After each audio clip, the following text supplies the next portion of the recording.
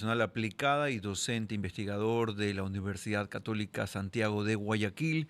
Uno de los temas de esta semana y que va a seguir siendo seguramente el tema del momento por muchos días más. Doctor Pacheco, buenos días y bienvenido.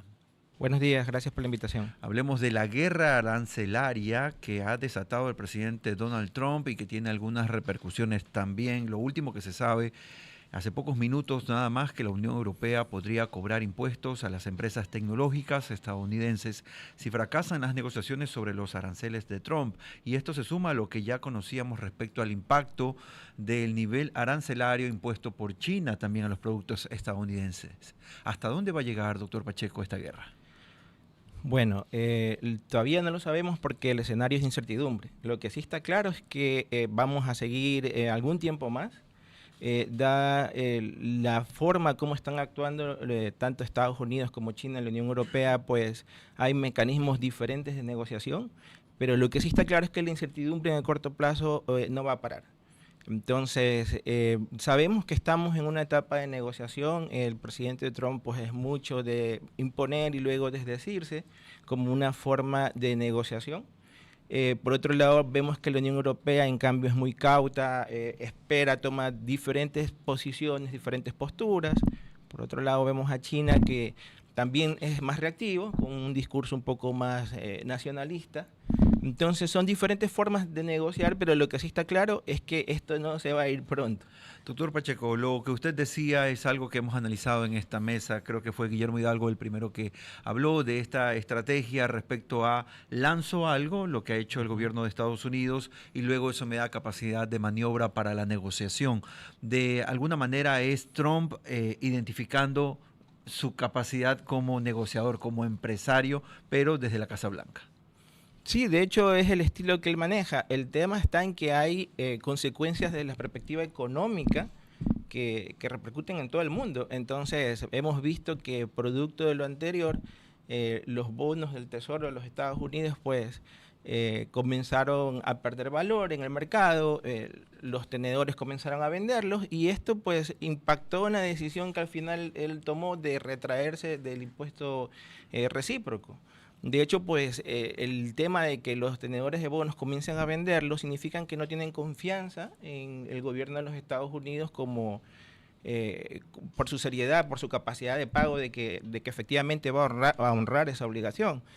Por lo tanto, esto repercute en que a los Estados Unidos, para obtener financiamiento, deuda, va a necesitar emitir nuevos bonos con una tasa de interés superior para que compren sus bonos. Al final, el ciudadano común va a terminar pagando esta mayor tasa de interés de endeudamiento de ese gobierno a través de impuestos. Significa de que hay una serie de consecuencias relacionadas con esta forma de negociar de Donald Trump. Pero no es un tiro, es que cuesta creer que es un tiro en el pie, o de alguna manera debemos pensar en que sí, que el gobierno de Estados Unidos está consciente de que va a tener unas afectaciones grandes. Yo creo que no está consciente. De hecho, estoy seguro que no estaba consciente porque dentro de todos los escenarios, el tema de que los tenedores comiencen a vender los bonos y esto impacta en el costo de endeudamiento de los Estados Unidos, se considera que fue realmente lo que detonó el hecho de que Donald Trump dé hacia atrás con esta política, porque el costo es muy alto. Entonces, considero que tiene decisiones que van desde más de lo político, pero como que los escenarios económicos y sus posibles consecuencias no han sido bien valorados. Alfredo. Doctor Pacheco, dentro del análisis que se podría hacer, porque tratando de buscar qué es lo que ocurre o cuáles son los pensamientos o el plan del gobierno del presidente Trump, hacia dónde apunta, nos hace ver que en teoría lo que él dice estar buscando o aparentemente está buscando es un proteccionismo a una industria estadounidense que en realidad no existe, o como debería, o como él espera que exista. O sea, aparentemente está tomando la medida inversa. Él debió primero fortalecer una industria y luego imponer estas medidas arancelarias para proteger esa industria. Pero al ser a la inversa, ¿qué podría conseguir? Y sobre todo, al entrar en esta guerra de quién impone un arancel más elevado con China, ¿qué golpe o qué revés político podría tener el gobierno de Estados Unidos, a no ser que se vayan al infinito de que cada semana digan yo te pongo el 80, yo te pongo el 100, yo te pongo el 200, yo te pongo el 300, que al final, en algún momento, eso va a dejar de ser sostenible como una medida política. Efectivamente va a tener un costo político en la medida en que estos aranceles van a terminar encareciendo la importación de muchos productos al mercado norteamericano, va a reducir los márgenes de las empresas que importan los productos y finalmente van a terminar trasladando estos nuevos costos a los consumidores. De tal manera de que hay dos efectos que pueden afectar directamente la base política de Donald Trump. Por un lado, hablamos de los efectos de una recesión global, que es, según los bancos de inversión, pues la probabilidad es mayor al 50%, por un lado, y por otro lado, el traspaso de todos estos costos, este precio adicional de importación, los costos van a generar inflación en los Estados Unidos. Doctor, ¿y quién cree usted que pueda resultar al final más perjudicado? ¿La industria estadounidense o la industria china? Considero que la industria estadounidense, porque ¿qué va a pasar? Con el proteccionismo, evidentemente, pues algunas empresas dirán, ok, tengo mi mercado protegido, pero esas mismas empresas van a necesitar insumos para poder producir. Y muchos de esos insumos son importados.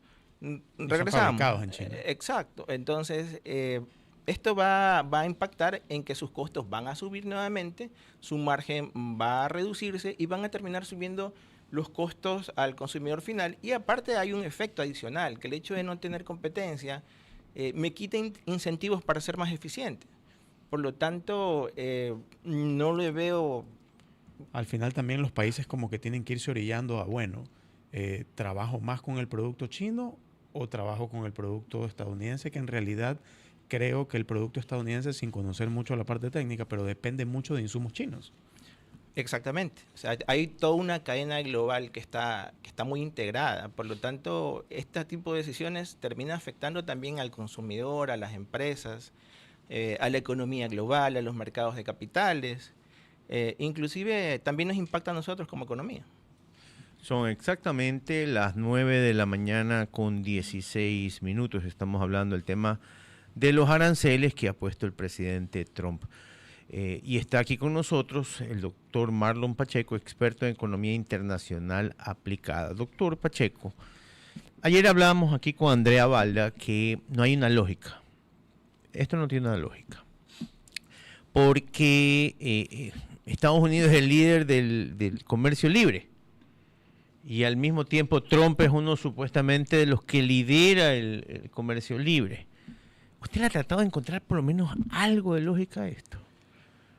Bueno, dentro de toda la lógica, trato de verlo como algo más global, ¿no? Más macro. Sí, si retrocedemos el tiempo, hace 30, 40 años, pues comenzó con mucha fuerza esto de los tratados de libre comercio, la globalización, competir. Y bueno, dentro de todo este movimiento, pues hubo mucha liberalización de mercancías, tratados, y lo cual terminó favoreciendo al consumidor final y también algunas industrias competitivas en diferentes países. Uh-huh. El tema está en que los ganadores no solamente quedaron del lado de las naciones más desarrolladas, sino de las naciones que no tienen el mismo nivel de desarrollo económico. Uh-huh. Entonces, bajo esa óptica, siempre vamos a encontrar ganadores y perdedores. Okay. Siempre, en toda medida económica, inclusive en la globalización. El tema está en que los beneficios sean mayor que las pérdidas. Y van a haber más beneficios del lado donde se sea más productivo, donde se hagan mejor las cosas, donde exista innovación, donde exista inversión en conocimiento, de tal forma que las industrias, sea en cualquier país que exista, ¿no? Mientras que estén invirtiendo en investigación, desarrollo, sean coherentes con sus políticas comerciales, van a tener más ganadores. Entonces, aquí la pregunta sería, ¿realmente Estados Unidos como nación aprovechó todas las oportunidades que les ha dado el libre comercio? Entonces, ahora, porque este problema no solamente lo vemos en Estados Unidos, también lo vimos en la Unión Europea, con Reino Unido, cuando fue el tema del Brexit. Entonces, es algo que está pasando en muchas naciones, que no solamente, que ya su población está percibiendo no solamente los beneficios, sino que también hay perjudicados.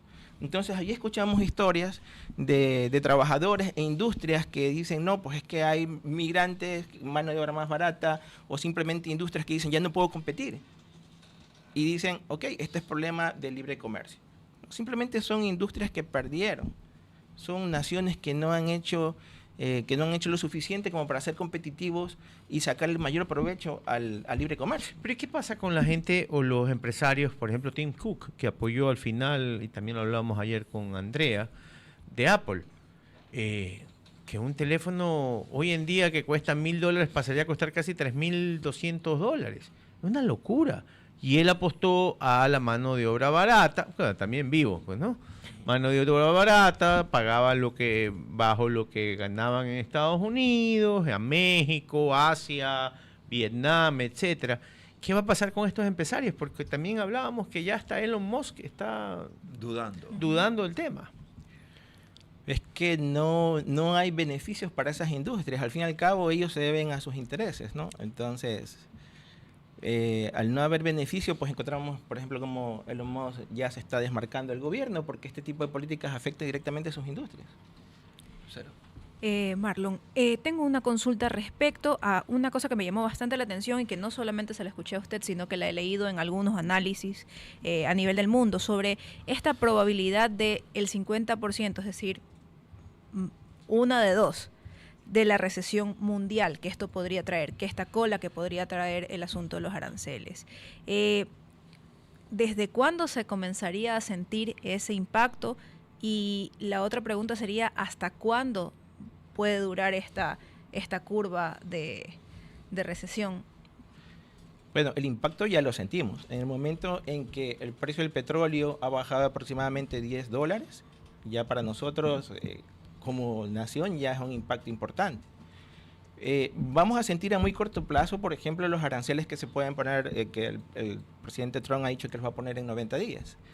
Yo he escuchado mucho que dicen, ok, ¿sabes qué? Perfecto, no vamos a perder competitividad con respecto a mis competidores, porque a todos nos van a subir el mismo arancel. Sí, perfecto, a todos nos suben el mismo arancel, pero el problema es que el mercado de consumidores norteamericanos se va a reducir, porque para ellos esa misma fruta, por el caso de banano, va a ser más cara.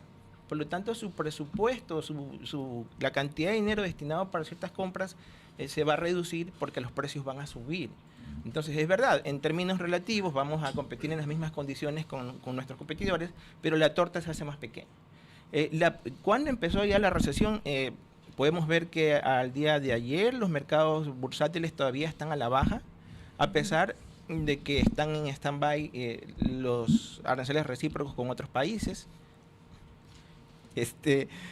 Y bueno, entonces yo considero que los efectos económicos ya los vemos en el corte, ya al día de hoy, y esto va a demorar pues algún tiempo, yo diría que casi por lo menos un par de años vamos a ver los efectos. Es un escenario, yo no puedo decirlo así. Claro, no tenemos una bola de cristal para decir exactamente. De hecho, los bancos de inversión hablan de una probabilidad de un 50%, pero no es algo que se va a disipar en el corto plazo. De hecho, Donald Trump siempre ha pensado en tener un precio del petróleo muy bajo porque esto, bajo la lógica de él, apoya los costos industriales de Estados Unidos. Entonces, sí es un escenario adverso, es un escenario de riesgo para nosotros como economía. Y bueno, si es que a nivel global existe una recesión, pues evidentemente esto va a impactar en los costos de nuestras exportaciones.